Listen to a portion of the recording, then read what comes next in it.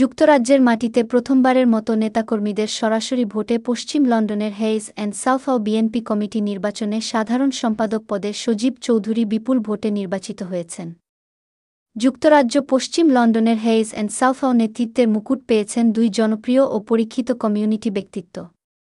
এই ঐতিহাসিক নির্বাচনের মধ্য দিয়ে নতুন নেতৃত্বে এসেছেন। আমাদের ভোট গণনা চলতেছে। আমাদের ভোট গণনার পূর্ব মুহূর্ত আমাদের শত শত আমাদের ভাইরা অপেক্ষা করতেছে ভোট গণনার জন্য। ভিতরে ভোট গণনা চলতেছে। আমরা কিছুক্ষণের ভিতরে রেজাল্ট পেয়ে যাব। অসংখ্য মানুষ অপেক্ষা করতেছে রেজাল্টের জন্য। ভিডিও করতেছে, অসংখ্য অপেক্ষা করতেছে রেজাল্টের জন্য। আসসালামু আলাইকুম। কিছুক্ষণের ভিতরে আমরা রেজাল্ট পেয়ে যাব। আমরা পাস করি ফেল করি আমরা তারেক জিয়ার সাথে থাকবো ইনশাআল্লাহ। আমরা ভাই থাকবো, এটাই আমাদের দরকার। আমরা সবাই সাথে থাকবো। আমরা বিএনপি ছাড়বো না, তারেক জিয়াকে ছাড়বো না। যেটা উনি আমাদের নব্য বিএনপি। আমরা যদি হেরেও যাই আমরা বিএনপি ছাড়বো না। বিএনপি সদস্য সংগ্রহ